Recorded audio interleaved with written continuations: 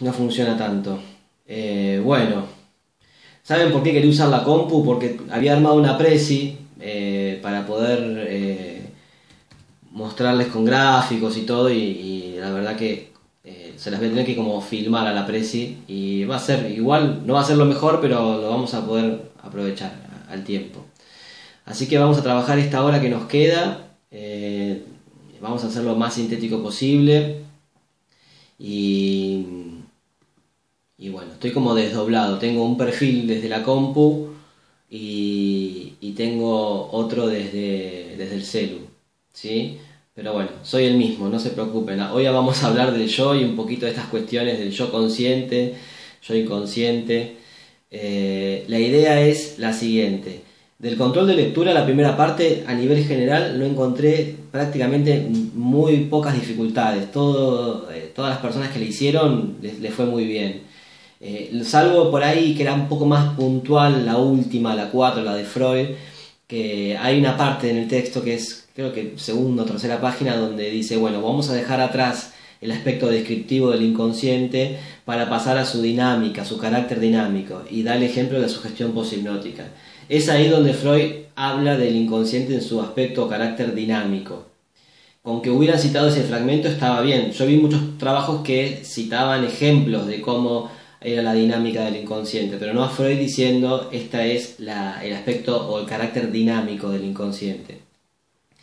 Y bueno, por lo pronto eso en la primera parte. La segunda, lo que como es un parcial de promoción también, ya no era tanto de control de lectura, sino que era más bien de debatir en grupo con estas preguntas ejes y a partir de la lectura de las clases teóricas, los conceptos de ámbitos de incumbencia profesional, que tiene que ver no solamente con el código de ética y profesional de psicología y trabajo social, sino también con el artículo del libro de la cátedra, con el teórico número 1 de la profe, donde habla en 3 o 4 hojitas habla de este tema.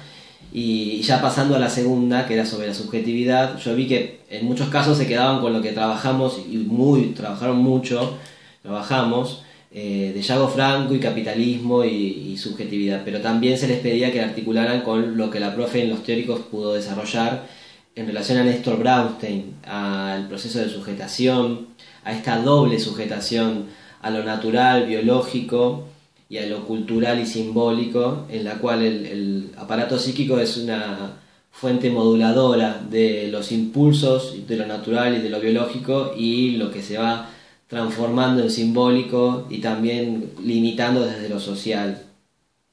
Y esto lo vamos a ver un poquito más en profundidad ahora con el aparato psíquico y la segunda tópica de Freud. Bueno, esta es una clase que subimos un poco el nivel de complejidad de lo que es los conceptos teóricos para poder introducirnos en la segunda tópica. Con lo anterior, a la gente que le pedí que por ahí que siguiera trabajando el parcial, que lo volvieran a entregar, es esto, articularlo con los teóricos, ¿sí? Con el teórico que dio la profe que lo subió por Zoom y también con los audios que mandó de repaso. Para que les quede un parcial de resumen, que les quede una base para lo que es el segundo parcial, que no va a ser de control de lectura, sino que va a ser de articulación de conceptos, que ustedes vayan o hayan integrado y que puedan vincular un concepto con otro, una unidad con otra. Y cuando por ahí no aprobaron en la primera entrega es para que sigamos trabajando con este primer parcial. Siempre son excusas o recursos pedagógicos para que hagamos un intercambio a pesar de la situación de distanciamiento social, de cuarentena. Sigamos pensando, trabajando en la medida de lo posible. Ahora que ya me voy también acomodando yo un poco a esto de la pantalla, la conexión, me gusta porque parece que está todo recontra súper preparado cuando es por videoconferencia la clase, está la presentación, todo, y después termina siendo todo improvisado, ¿no? Porque no funciona bien la aplicación o bueno, me cambio de un lugar a otro. Lo que descubrí es que ahora el teléfono anda mejor que la compu, así que no voy a comprar más compu ni nada, voy a seguir con el teléfono. Y en cuanto a lo que es la clase de hoy, es una clase que vamos a tratar de abordar el texto de Freud, que es más complejo, ¿sí? Y antes de eso les cuento otra cosita más del mensaje que les mandé, donde les decía de la devolución, que muchas personas no la pudieron ver porque no desplegaron por ahí todas las pestañitas, en donde dice retroalimentación, archivos de retroalimentación, ahí es donde están los audios de devolución. Hay ventanitas que tienen menos o más, si le dan al más se abre y ahí aparecen los archivos cargados. Les hablé del seminario, lo solté como al pasar en el mensaje, el seminario de cátedra de práctica profesional y derechos humanos y de interdisciplina, y se van a ir subiendo semana a semana clases que hagamos el equipo de la cátedra según las áreas de incumbencias de nuestra profesión, y como es variada el área de incumbencia profesional que tenemos, van a tener una clase por ayudante o dos ayudantes en una clase. Se van a ir subiendo, creo que los sábados o los viernes en el horario del teórico. No sé si hoy o ya mañana se sube la clase, que es la primera de la profe titular de la cátedra, María Laura Naclerio, que habla de historia y de la universidad, y la creación de la universidad y práctica profesional. Este seminario es para la promoción. ¿Qué vamos a hacer? Ustedes van a ver todas las clases, en la medida de lo posible, y van a elegir la que más les interese. Y con esa clase que ustedes eligieron, que más les interesó, se van a poner en contacto con quien la dio y les va a dar una consigna, y va a haber un espacio de encuentro también de videoconferencia para que hagan un trabajo, también grupal, y que después tengan un coloquio donde cuenten un poco la experiencia del trabajo, ¿sí? Por eso, cada clase que se vaya subiendo semana a semana, son 5 clases, van a verla y van a ver qué les parece, si les gustó o no les gustó, y se anotan. Lo que no sé todavía es si se pueden anotar todo el mundo en una que les encantó, por ejemplo, o hay cupo, como pasa con los seminarios de grado, que una vez que se llena ese cupo, pues te tenés que anotar en otra clase. Eso todavía no lo sé, lo vamos a ver hoy en la reunión de cátedra.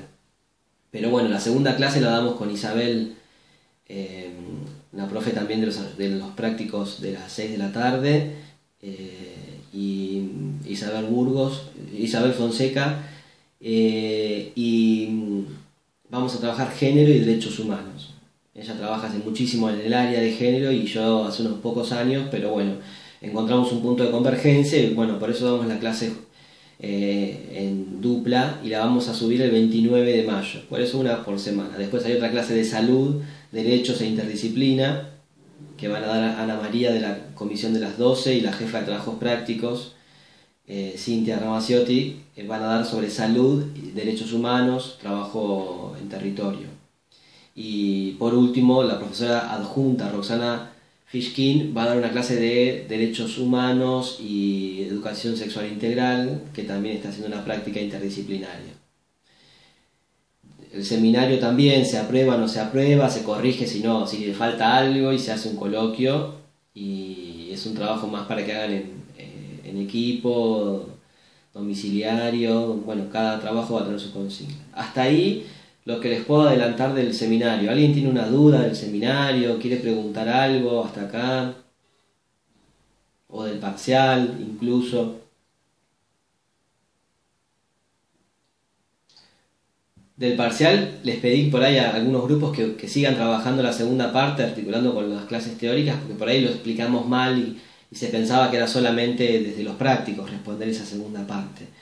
Y también si querían promocionar o están con la idea de promocionar la materia, es para que la articulen con la segunda parte. Si no, si están por cursada regular, no hacía falta. Bueno, vamos a introducirnos en lo que es el texto para hoy, ¿no? Es un texto que tiene más complejidad. Nosotros vimos hasta ahora lo que fue la primera tópica de Freud. Tópica viene de topos, de lugar, y era un texto de 1912, Notas sobre el concepto de inconsciente en psicoanálisis, que tienen retrabajado por el control de lectura y por las clases, y recuperando un poquito lo que Freud plantea en ese texto. Ahora no hace falta que presente a Freud, o ya lo hice en la anterior clase. Ese texto es de una primera aproximación que hace Freud al inconsciente y que le permite a él trabajar en la clínica con los fenómenos que se encuentran. Y funciona como hipótesis de trabajo, y que eso, por eso Baustein habla del psicoanálisis como ciencia, porque no es una descripción de la realidad, porque en la realidad era difícil encontrarse con el inconsciente, pero Freud lo explica, da ejemplos y genera conceptos que permiten abstraerse y entenderlo de otra manera al fenómeno. Y hasta ahí teníamos una primera tópica que hablaba de consciente, preconsciente e inconsciente, ¿sí? Donde prácticamente lo consciente, preconsciente porque tenía acceso a la conciencia, ¿sí? Era latente, pero tenía acceso permitido. Hasta ahí había una diferencia que era más que nada que lo reprimido era lo inconsciente y lo no reprimido del todo como lo preconsciente, era más del ámbito de la conciencia. Y habíamos trabajado, en esto insistimos, ahora van a ver por qué insistimos, en los tres aspectos del inconsciente. En el sentido descriptivo, hablar de consciente, preconsciente e inconsciente, como el ejemplo de la memoria, dónde está esa representación, si no está en mi conciencia ahora, bueno, está por aparecer, ¿sí? Y en sentido dinámico, cuando hablábamos de la sugestión poshipnótica, de la eficacia de la idea inconsciente que se hace presente en la conciencia, pero no su designio, lo mismo con los síntomas, y por supuesto con los sueños ya se llega a una idea de inconsciente más como un sistema, porque tiene leyes constantes de funcionamiento que hacen que el contenido se procese de una manera particular, que es una lógica propia del inconsciente. ¿Para qué estos aspectos? Porque ahora nos introducimos en el yo y el ello. Vamos a siempre utilizar el contexto para ir de a poquito entendiendo el material. El texto anterior de Freud era 1912 y él necesita seguir produciendo porque se sigue encontrando con obstáculos en la realidad que no los puede resolver, y cada obstáculo lo hace a él estudiar, quedarse hasta las 2 de la mañana fumando puros en su casa, en el escritorio, después de cenar, escribiendo, pensando, articulando conceptos con los fenómenos clínicos. Pero entre 1912 y 1923, que es el año de publicación del Yo y el Ello, ¿qué pasó? ¿Qué fenómeno a nivel mundial? Y no olvidemos que Freud vivía en Europa, en el centro de Europa. En 1912 vivía en el Imperio Austrohúngaro, ¿sí? En Viena, que era su capital. En 1923, cuando se publica este texto, él ya vivía en Viena, que era parte de la capital de Austria. Ya no era un imperio. ¿Qué pasó entre medio de 1912 y 1923? Que no es un detalle menor para pensar después este texto. A nivel mundial, como ahora tenemos la pandemia, exacto, Constanza, sí. La Primera Guerra Mundial, ni más ni menos. 4 años de guerra. Era una guerra que se las resumo en 2 o 3 palabras, como hacen ahora en YouTube, que pones Primera Guerra Mundial y te hacen con papelitos todo rápido. Hasta 1914 el mundo occidental estaba dividido, y el oriental también, en imperios, que tenían sus colonias en África, ¿sí? Y tenían, extraían, un poco como ahora, extraían materia prima, la manufacturaban, la producían de manera industrial y la volvían a vender carísima. Y estos imperios eran los principales, que sigue siendo el británico, el austrohúngaro, porque Austria se había unido con Hungría y habían hecho un imperio, el imperio prusiano, que hoy podemos decir que es Alemania, y también el imperio de los zares, que sería la Unión de Rusia, y que Japón también, que era un imperio. Entonces, por problemas con los países eslavos, de Europa del Este, y bueno, también deseos de expandir territorio cada imperio, entran en una tensión donde empieza un imperio a declarar la guerra al otro, y las alianzas, en realidad eran todos, los emperadores eran todos primos, nietos de la reina Victoria, pero bueno, como todos los primos y primas, a veces se llevan bien, a veces se llevan mal, y hay celos y hay cuestiones que en este caso ni más ni menos condujeron a guerras, pero también por cuestiones materiales, de redistribuirse todos los recursos de Europa y las colonias. Pasa que se expandieron tanto, hubo tanta producción y tanto avance de las ciencias, pero tanto avance de las ciencias, que que se terminó con lo que parecía que iba a ser una guerra, que iba a terminar rápidamente, terminó siendo una guerra todes contra todes prácticamente, y en realidad hubo una alianza de del Imperio Austrohúngaro, el Imperio Prusiano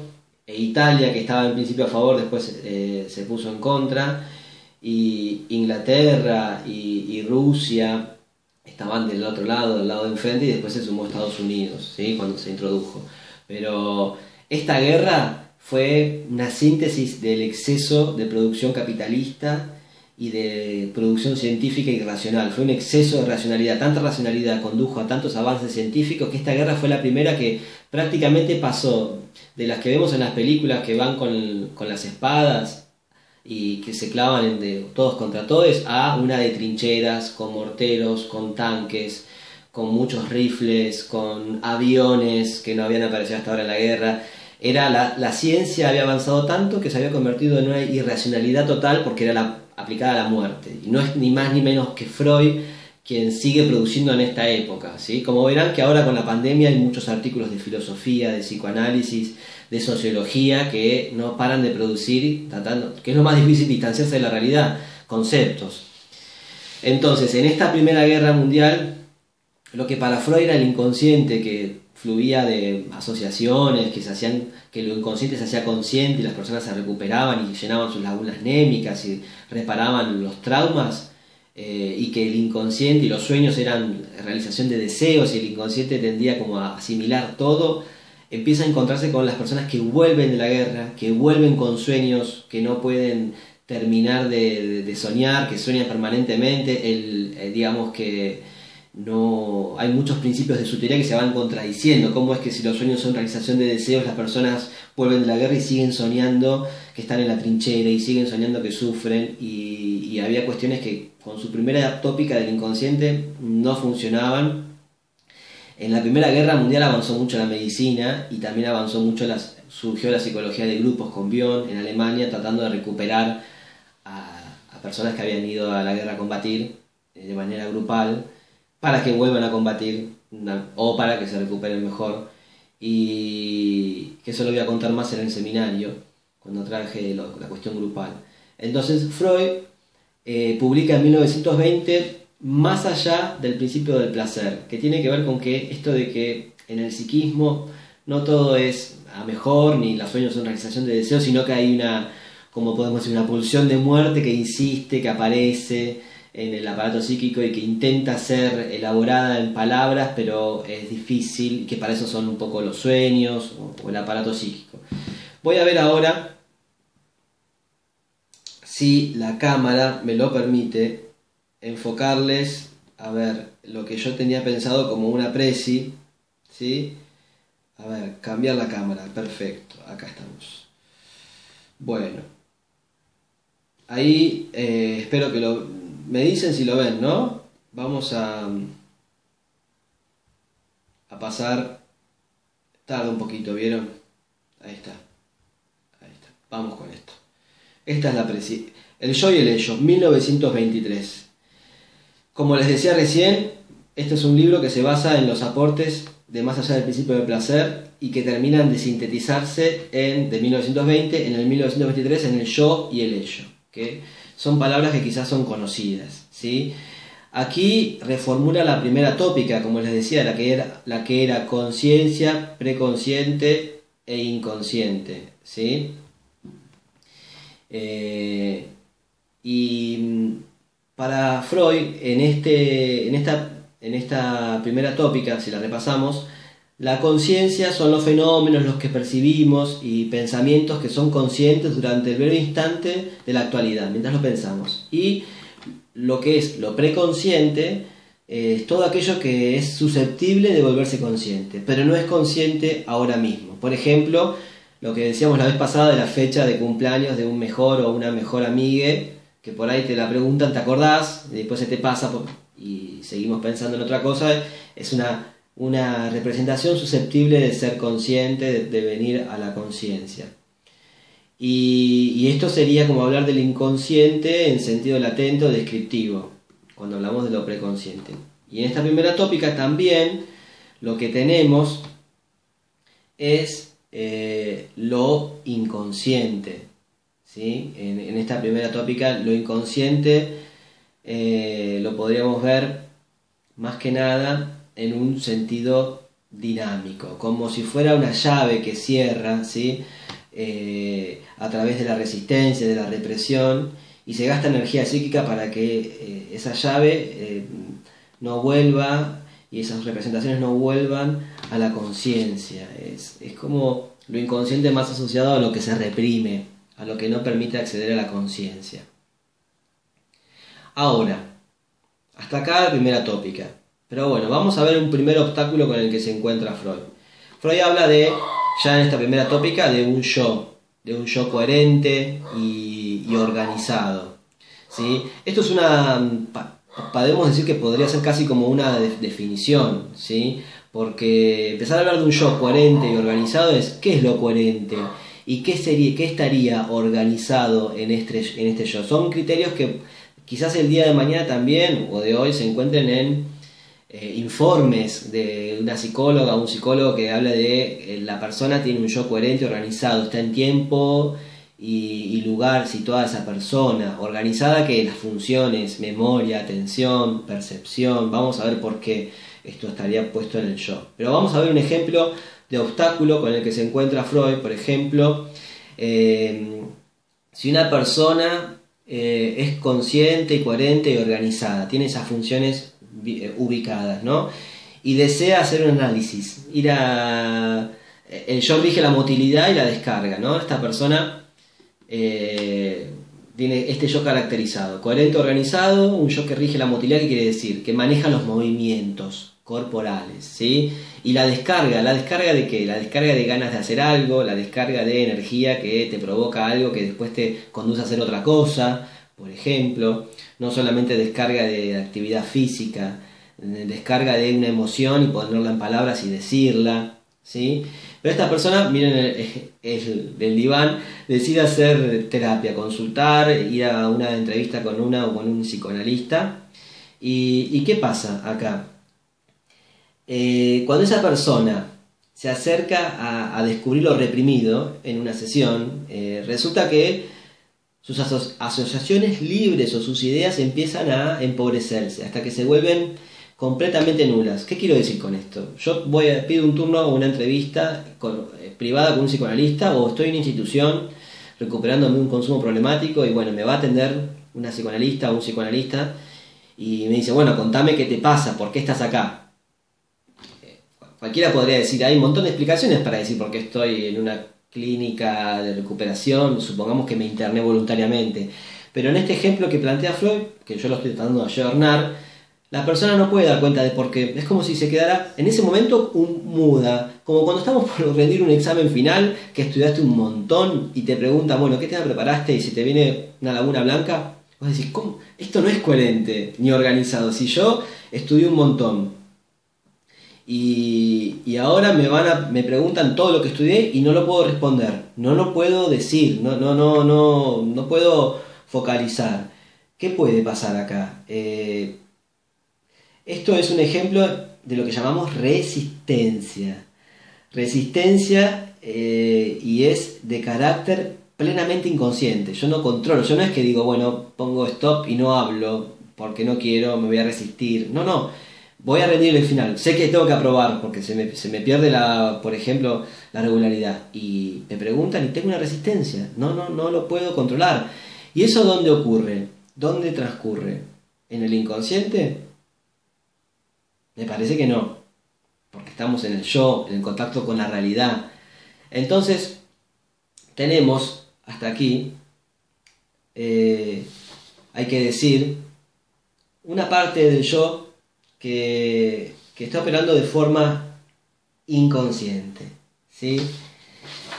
Entonces, como está operando de forma inconsciente, tenemos hasta acá la primera tópica, que es conciencia e inconsciencia, pero no es solamente conciencia e inconsciencia. Acá tenemos un yo coherente y tenemos un yo escindido, inconsciente. reprimido. Ese yo que no me deja dar el tema que preparé para el final, o no me deja contar o asociar con algo por qué estoy internado o por qué estoy pidiendo ese turno, ¿sí? Aquí lo inconsciente pasa a ser una cualidad. ¿Me siguen? Ya no es una cuestión descriptiva, es una cualidad de los fenómenos psíquicos. O sea que no queda solamente en una tópica, en un lugar, es una cualidad de los fenómenos, lo inconsciente. El yo tiene una parte consciente y el yo tiene una parte inconsciente. Esto es fundamental. Ahora, ¿cómo se hace consciente lo inconsciente?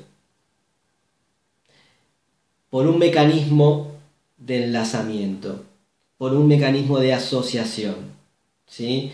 Del preconsciente a la conciencia. Básicamente, las sensaciones inconscientes logran enlazarse a una representación palabra, que es una representación que registramos como una palabra o simbolizada, y de este modo pueden llegar a la conciencia o hacerse conscientes. ¿Sí? Del preconsciente a la conciencia. Las sensaciones inconscientes, esto que les decía recién, y que se explica también en un análisis, porque no llegamos directamente al por qué estamos acá para este turno, pero vamos preguntando otras cosas y van asociándose hasta que sí podemos dar cuenta de por qué estamos ahí.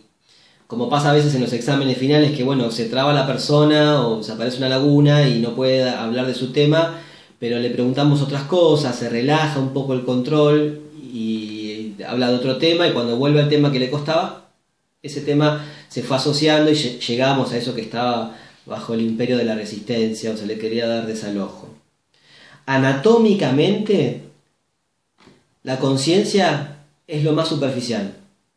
Es lo que está ligado a los estímulos, a la percepción tanto de los estímulos externos, como verán, la boca, el ojo, la nariz, el oído, ¿sí? Todo lo que puede contagiarnos de coronavirus. La conciencia está vinculada a los estímulos externos a través de los sentidos, ¿sí? Que provienen de la realidad, y también internos, que provienen del propio cuerpo. Estamos hablando de un yo cuerpo acá también.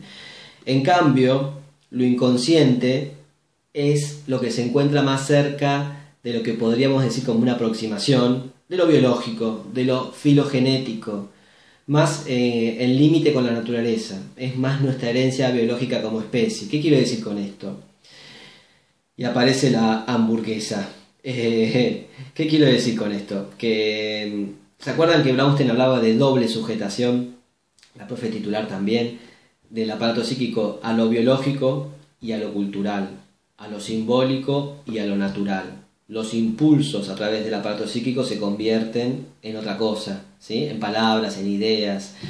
¿Por qué se reprimen? Porque la sociedad no permite que, si yo tengo el impulso de matar a alguien porque me cae mal, la sociedad fue educándonos, a veces para bien, otras veces no tanto, para que eso no se haga, ¿sí? Entonces ese estímulo, esas ganas que viene más de lo animal, de matar a alguien, es dominada por lo simbólico, por lo cultural, porque si no, no podríamos vivir en sociedad. De esto habla mucho Freud en El malestar de la cultura de 1930, ya pasada la Primera Guerra Mundial también. Y en este sentido, lo que son las pulsiones es lo que está en el inconsciente, que en algunas traducciones habla de instintos, pero las personas no tenemos instintos como tienen los animales. Tuvimos quizás en algún momento, pero que nos quedaron las formas, cuestiones filogenéticas de la especie, pero lo que tenemos para adaptarnos a la naturaleza, al carecer de instintos, es la inteligencia, el inconsciente. Por eso vemos a Freud, y por eso vamos a ver a Piaget, y por eso hacemos foco en el yo, en la conciencia, porque es desde ahí también que vamos a trabajar con funciones como la memoria, la atención, la inteligencia sobre todo, y que forman parte de informes que vamos a leer, a hacer, de casos, de problemáticas. Y en este sentido tenemos, volviendo un poco a la presi, esta doble sujetación, este yo-cuerpo, donde la conciencia se rige por los estímulos del cuerpo y del ambiente, ¿sí? Por las percepciones. Y lo que pasa en el inconsciente es que se rige más que nada por las pulsiones, que es un concepto de límite entre lo anímico y lo biológico para Freud. Es lo que más nos acerca a esta raíz un poco animal. Entonces, tenemos el ello, que es una región de nuestra mente que vemos como extraña o desconocida. Esto que decimos, ¿por qué si yo sabía todo el tema para rendir el final, se me cruzó un deseo que no tiré boleta, no me anoté en el SIU? ¿Qué pasó ahí? Es una cuestión de desconocimiento. Fuiste vos quien no tiró boleta o no se presentó. Pero bueno, vamos a caracterizar el ello. El ello es una región de nuestra mente que vemos extraña o desconocida, que podemos llamarle el ello. El ello es quien vivencia al yo. El ello es el resto psíquico inconsciente. Todo lo que no es yo consciente vendrá a ser este ello regido por el principio del placer. A ver, ¿qué es el principio del placer? ¿Qué les suena al principio del placer? Que todo lo que resulte placentero es la dirección a seguir. Y es placentero descargar, conducir las pulsiones a sus metas, ¿sí? Lo que a veces eso resulta displacentero para el yo, para esa instancia que está vinculada con la conciencia, con el afuera, donde están las demás personas, y que quizás a veces reconducir una pulsión al puerto donde se quiere encaminar, desde el principio del placer, choca con los fenómenos de la realidad social compartida. Aunque a veces no pasa eso y coincide con la realidad compartida y con la otra persona o las otras personas, y puede ser fantástico. Pero bueno, no es algo cotidiano de siempre, pero veamos un poquito más en detalle. Vamos a caracterizar al ello y al yo, ¿sí? En cambio, el yo es la parte más superficial del ello, aquello con lo que nacemos y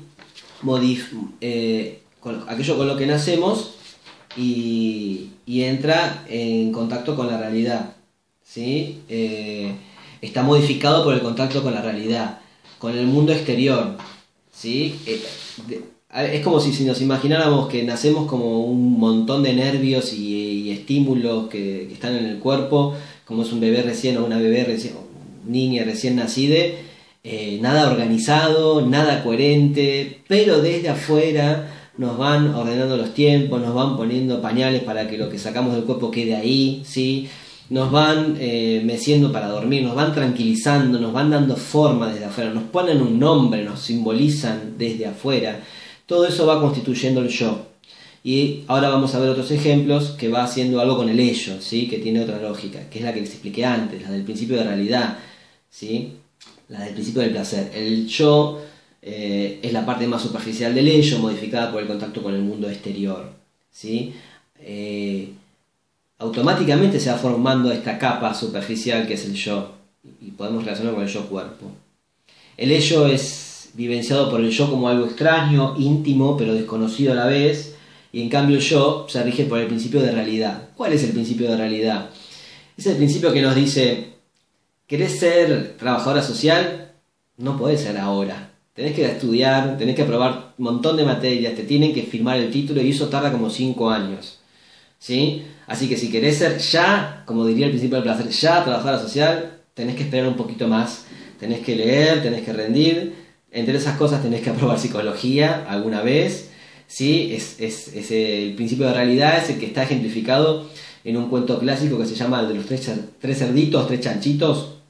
Es un cuento que explica primero por qué a los 5 o 6 años es como el cuento más repetido en las personas que por ahí tienen más de 30 o entre 20 y 30 y más. Era un clásico, no sé si ahora se cuenta tanto ese cuento, pero es un clásico porque explica el pasaje del principio de realidad del principio de placer al de realidad. Los primeros dos chanchitos quieren jugar ya y hacen la casa rápido de paja o de fosforitos y se van a jugar y viene el lobo y se la sopla. El chanchito o la chanchita o el chanchite más grande es quien piensa a futuro, quien dice, bueno, no, yo también quiero jugar, pero tengo que esperar a hacer la casa primero para después jugar tranquilo. Entonces es quien hace la casa de ladrillo, se lleva más trabajo, posterga la necesidad de ese deseo de satisfacer ya la necesidad de jugar, la posterga, trabaja, hace la casa y después es el que refugia a sus dos hermanites y que juegan en la casa, y además cuando el lobo se quiere colar por la... Esta no es la versión de Disney. Cuando el lobo se quiere colar por la chimenea, ponen una olla y el lobo cae en la olla y se lo comen después, o no sé qué, hacen un caldo. Entonces, esa es una muestra del principio de realidad y del principio de placer, que permanentemente están en los fenómenos, ¿no? Que vinculados a las perdón, vinculados a las adicciones. La adicción al juego es puro principio de placer, ¿sí? Quiero conseguir ese dinero ya, voy a jugar al casino, ya, también lo pierdo.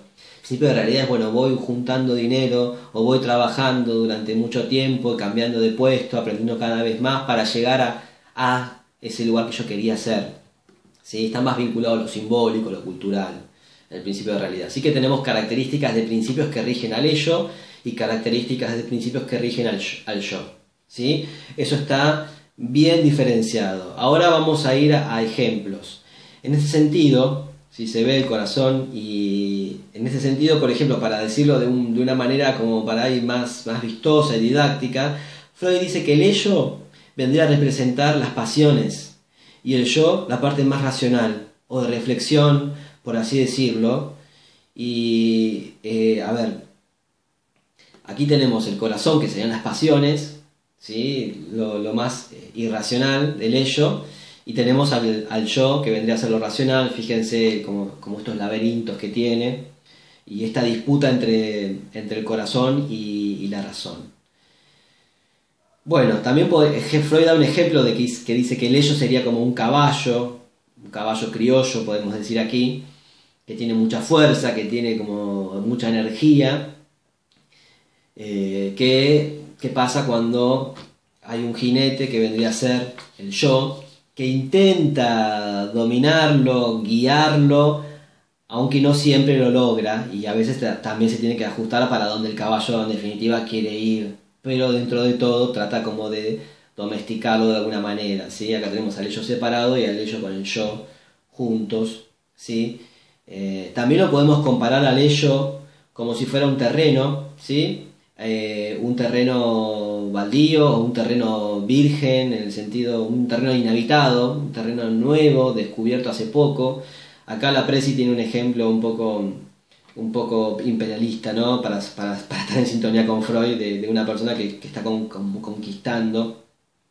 Podríamos dar un ejemplo más ayornado. Supongan que heredan una casa, les prestan una casa, que dicen, mira, te presto la casa, pero atrás en el fondo hay un montón de pasto, es un desastre. Si podés hacer algo, bueno, ese desastre del fondo, ese baldío que era la parte de atrás, sería como el ello. ¿Y quién sería el yo? Sería lo que podemos hacer con ese baldío, que tiene como a veces hasta vida propia. Si lo convirtiéramos en una granja, lo convirtiéramos en una huerta, ¿sí? O lo cortáramos al pasto y pusiéramos un sub y baja para que jueguen niñes, o haríamos una parrilla, como que transformamos en algo cultural eso, pero que a veces no del todo lo podemos gobernar. Imagínense que vayan tras la sierra, este es un ejemplo más mío que les comparto, que vayan a tras la sierra y les regalen una parcela. Bueno, hacen una casa, una cabaña, les gusta, ponen un par de animales para comer, unas gallinas, hacen sus tomates, sus calabazas. Igual tiene vida el campo porque te distraes y sigue creciendo el pasto y hay animales, pero es un ejemplo de cómo el yo y el ello pueden tener una relación, ¿sí? Después hay otro ejemplo que es todavía peor, es Freud en su época, habían recién dejado de existir algunos imperios. Fíjense esta imagen que de paso podemos analizarla con perspectiva de género, es muy patriarcal. Cualquier situación o semejanza con la realidad, nada, que es pura coincidencia, pero malísima, porque la mujer está como objeto ahí, parada al lado parada encima, no está sentada, y el que está sentado es como si fuera un rey. Este es el ejemplo que se toma del texto de Freud, como Freud habla de que el yo sería como el monarca de una democracia parlamentaria, que si el monarca veta algunas leyes, lo puede hacer, pero si veta todas, digamos que el Senado, el Parlamento se le vuelve en contra y no puede seguir gobernando. Esto sería lo que por ahí también ahora podemos pensar que pasa en España, por ejemplo, que está gobernando el socialismo en unión con la izquierda unida, ¿no? Con Unidas Podemos, que propone algunas leyes y y son aceptadas, pero la mayoría parlamentaria no es de Unidas Podemos ni del PSOE, entonces te tiene que restringir en algunas medidas que por ahí hubiera lanzado de antemano y que ahora tiene que tener como mucha más cautela, ¿sí? Ahora voy a dar vuelta a la cámara porque ya estoy, ¿sí? Ya terminamos la presi, ahí me ven, ¿no? Y nos queda por ver lo que es también, que aparece al final del texto, que es la instancia de autocrítica, que es eso que pasa cuando tenemos una idea o un pensamiento de reflexión en relación a lo que hicimos, por ejemplo. Existe una parte del yo que ejerce la autocrítica, a veces de forma laxa, a veces de forma normal, a veces de forma severísima, que te quedas pensando en algo que hiciste, que podías haber hecho de otra manera. Esa instancia autocrítica que también está en el yo, es lo que más adelante en los demás capítulos, pero acá lo nombro, va a denominar el super yo, que está más vinculado a lo que se puede y lo que no se puede hacer, a esto que vemos muy claro en el proceso de sujetación, a lo que son las instancias parentales que a los 5 o 6 años la sociedad que te va como educando y te deja, quizás hasta podemos articularlo con la superestructura ideológico-política, lo que se puede hacer y lo que no, con el capitalismo que te instala la idea de que está bien y que está mal, ¿sí? Y que uno sin darse, o una sin darse cuenta lo reproduce. Acá Freud lo ve como una forma clínica, dicen algunos pacientes los sentimientos de culpa son muy intensos y generalizados, pero además son de carácter inconsciente. No pueden explicar por qué se sienten así, vivencian el síntoma y la enfermedad como un padecimiento justamente merecido por un crimen o falta indefinida que ellos no recuerdan haber cometido, pero de la que sin duda son culpables. Este es el super yo aproximado. Entonces tenemos yo, ello y super yo. Vamos a ver un ejemplo de gráfico que Freud usa para explicarnos esto en el propio texto, ¿no? Lo vemos ahí, a ver. Se ve que tenemos como una especie de papa, con forma de papa, que tiene la percepción conciencia afuera, como una especie de chichón. Esa papa tiene, que es la percepción, el preconsciente, y el yo con esas linitas punteadas, y a la izquierda arriba como una caja acústica, que es las palabras escuchadas, oídas, y abajo está el ello. ¿Vieron que no hay como una diferenciación clara? Hay como confluencia, como confluye el agua salada y el agua dulce al sur de la provincia de Buenos Aires. Y tenemos lo reprimido.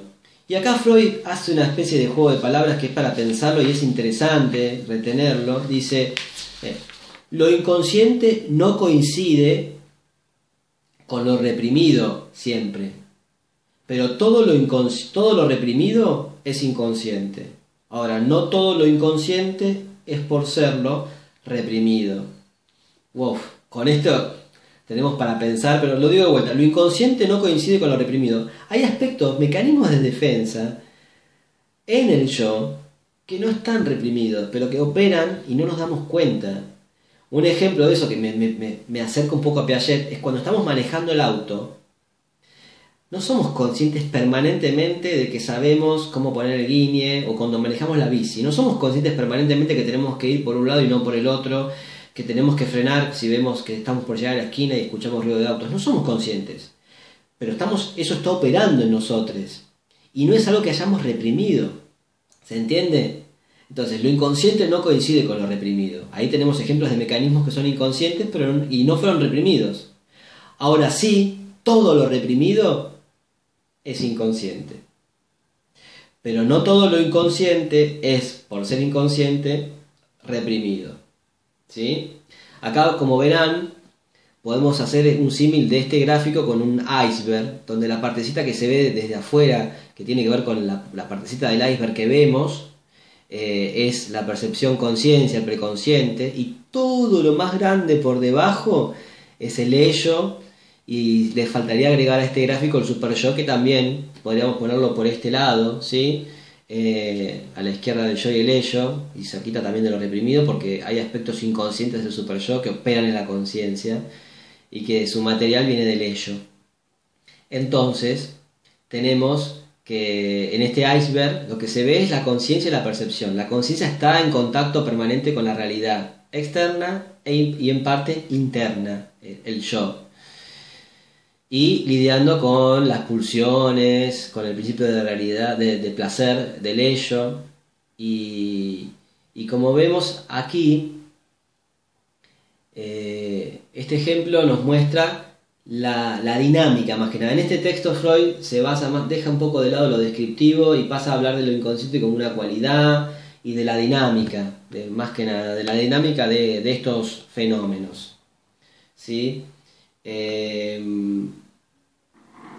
Vamos a ir dejando acá para preguntas, nos quedan 20 minutos y este es el texto que la idea es que en una posible pregunta de parcial o trabajo es que ustedes puedan describir las cualidades de la conciencia, diferenciar al yo del ello, ¿sí? Caracterizar al ello, por ejemplo, qué principio rige en el ello y qué principio rige en el yo, cómo es la relación entre ambos, qué es lo que caracteriza esta segunda tópica, que es un poco más sofisticada, así como también era más compleja la realidad con la que tenía que encontrarse Freud, ya en el periodo entre guerras, ¿sí? En el 1923. Freud muere en el 1939. Casi llegando como a la madurez también de su producción, son estos textos. Y son importantes porque van a trabajar con el yo ustedes también. Cuando hablan con una persona, cuando están haciendo un informe ambiental o están hablando con un niño a ver cómo está, cómo se siente en la situación en la que está, o van a hablar con su yo, van a hablar con un yo más, menos organizado, van a hablar o le van a preguntar cosas que se tiene que acordar o no, que están en su memoria y están en el yo, y van a encontrarse con aspectos inconscientes en dinámica, en permanente confluencia, ¿sí? No solamente es pensar ahora el inconsciente como aquello que nos permite pensar que los hechos no tienen solamente una significación, sino varias, ¿sí? Y algunas entre líneas, sino también que hay características del funcionamiento psíquico. En muchos trabajos, y sobre todo en parciales domiciliarios, vi que ustedes decían, bueno, el trabajo social se nutre de muchas disciplinas para trabajar interdisciplinariamente. Una de esas disciplinas es la psicología. De la psicología, este es un gran aporte porque van a trabajar una subjetividad de personas o de grupos y van a trabajar con su aparato psíquico también, ¿sí? Atravesado por social, económico, histórico. Pero no nos olvidemos que van a estar trabajando con el yo también de las personas, que están en contacto con el afuera, donde van a estar ustedes, con la realidad, ¿sí?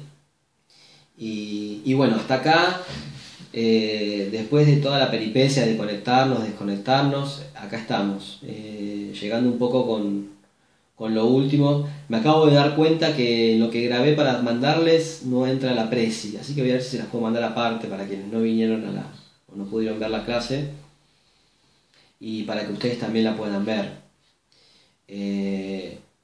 ¿Tienen alguna duda, alguna pregunta?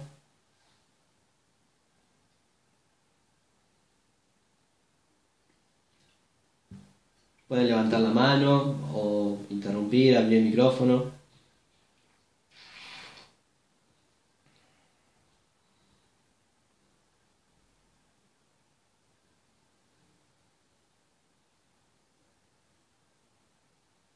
Hola, Hola. buenas, hola compas, hola profe, ¿se escucha bien? Sí, sí, perfecto. Yo tengo una duda, no tanto del contenido que hablaste hoy, eso está bastante claro, pero me pasó que vos enviaste el texto como con un link de Drive, puede ser, Sí. y me lo remití a otro texto, no sé si después lo podés volver a mandar. O sea, yo lo abría y me aparecía el texto de las 12 notas de... O sea, el que ya vimos. Sí, No, era solo para pedir si lo podés volver a mandar después cuando puedas. sí, ¿sabes qué? Me confundí, no fui yo. Fue una parte de mi yo que estaba un poco encendida en ese momento, que en lugar de llevar al drive el texto de yo y el ello, llevó al drive el texto anterior de Freud, Notas sobre el concepto de inconsciente. Y cuando me di cuenta de eso me sentí extrañado, dije, uy, ¿qué hice? ¿Cómo? Y ya se los mandé. Esto que les expliqué en la clase de hoy. Entonces después lo que hice fue adjuntar a todas las personas que entregaban el parcial domiciliario un archivo de retroalimentación. Y ese archivo de retroalimentación está en PDF y ese es el artículo finalmente del yo y el ello. Si se fijan en lo que fue la tarea donde entregaron el parcial, ahí van a ver, abriendo todas las pestañas, que son un montón hacia de izquierda a derecha, ¿sí? La primera pestaña es su foto, por lo menos como lo veo yo, su foto de perfil, su nombre, el trabajo que entregaron, y después hay como unas columnas de retroalimentación. Constanza, ahí por ahí lo podés encontrar. Yo, de todas formas, lo que hice fue poner el yo y el ello en Google y me apareció en PDF. Y bueno, ese es el que yo les envié a ustedes. Pero bueno, para que lo tuvieran, se los intenté mandar de esta manera. Ahí, Bueno, sí, ahí, decime si... sí, después me fijo en esto, en Aula Google. Y si no, lo googleo, pero seguramente lo encuentre. Pasa que no me fijé en eso. Bueno, por ahí, sí, aprovechemos para eso, no de nada, para ver cómo funciona la comunicación por ahí y si funciona bien, sigo mandando archivos por ahí.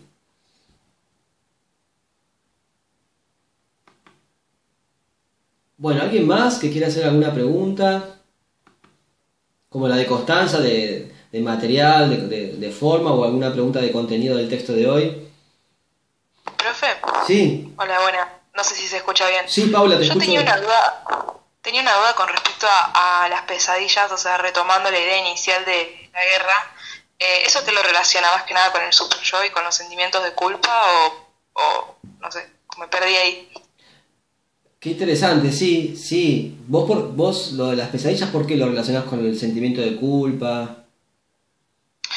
No, porque lo llevo específicamente a lo de la guerra, que decías que por ahí en situaciones explicaban como esto de haber, nada, la culpa de haber matado pero sin haberlo hecho ellos, o como lo llevaba por ahí a eso. Sí, sí. Y no.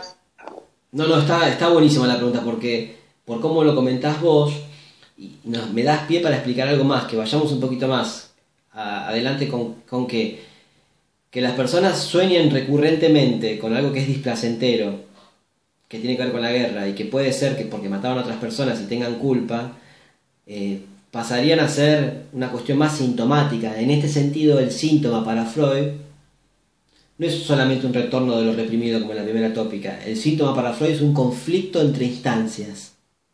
Conflicto entre el yo y el super yo, por ejemplo.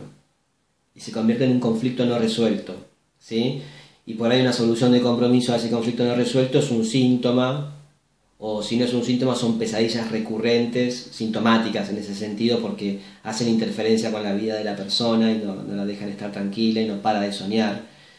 Y eso obliga un poco a elaborar eso que insiste y que es la pulsión de muerte, que aparece en la guerra y que Freud también explica en el porqué de la guerra, que es una carta que le responde a Einstein, que le pregunta a Freud qué pasó con la guerra, cómo puedes explicar esto de psicoanálisis. Y en el super yo, tanto como en el ello, está la pulsión de muerte. Lo que pasa es que la pulsión de muerte es muda, insiste de manera traumática en hacerse presente en los sueños o en el aparato psíquico, y lo que se trata de hacer con la pulsión de muerte es como de ir mordiéndola, ir dándole palabras para que se vaya como desarmando, ¿sí? Entonces, esto que vos decís, sí, tiene que ver más que nada con un conflicto entre instancias, entre el sentimiento de culpa y el yo, que no está resuelto ese conflicto y aparece en forma de sueños, de pesadillas, sintomático, ¿no? Recurrente. Buenísimo, gracias. Sí, entendí. Gracias. ¿Profe? Sí.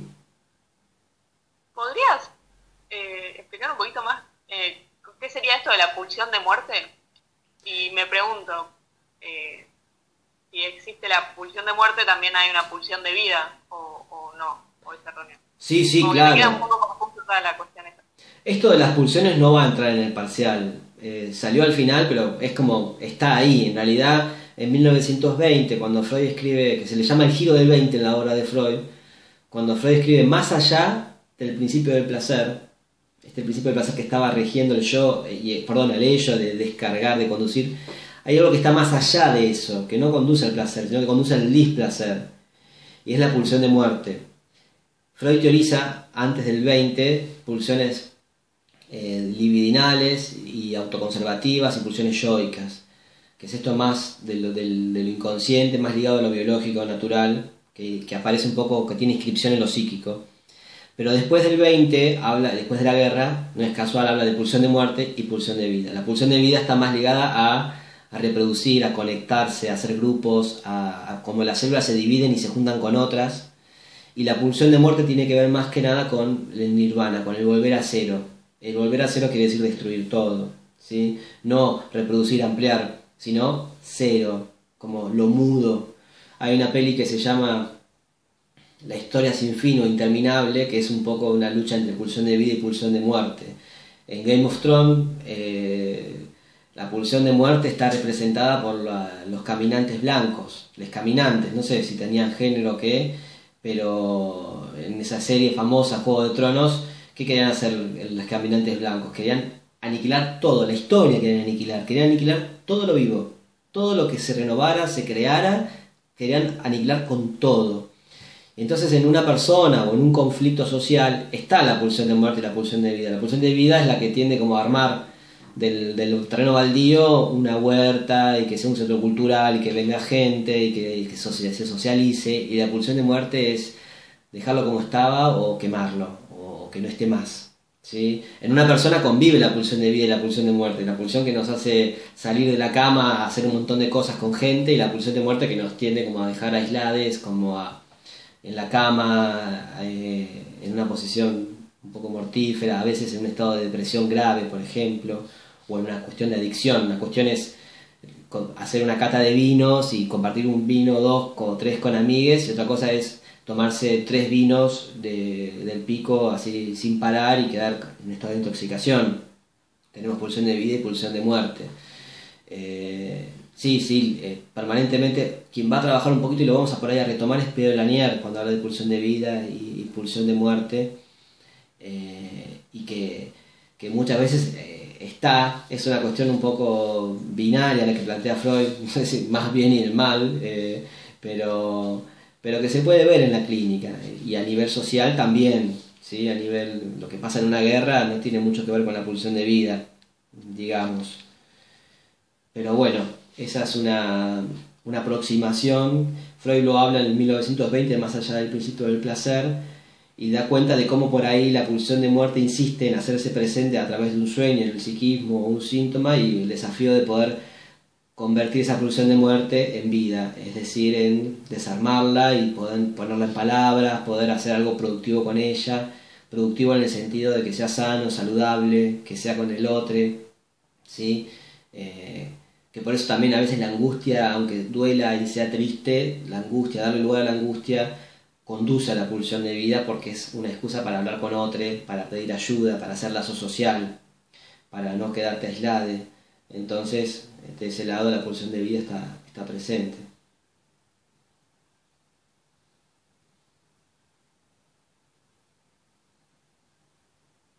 No creo haber respondido del todo a la pregunta, porque podemos seguir charlando, pero es una aproximación, como para categorizar, como para tener coordenadas. ¿Algo más sobre eso, sobre otra cosa?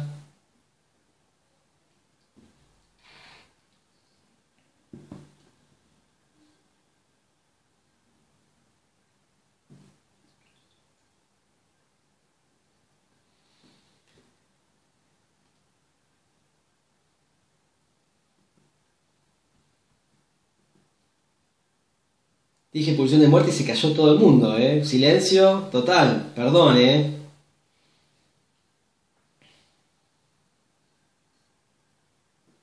Sí, no es para menos. Estamos viviendo una situación muy, muy, muy difícil. Que todo el tiempo la angustia que traen yo en mi clínica con pacientes o en el trabajo con grupos está cerca, ¿no? Con la situación que vivimos. Por ahí en Argentina no tanto, pero hablemos con alguien de Italia o de China o de España mismo, y es algo que está ahí, como cuando sucede una guerra, ¿sí? Es algo que está cercano.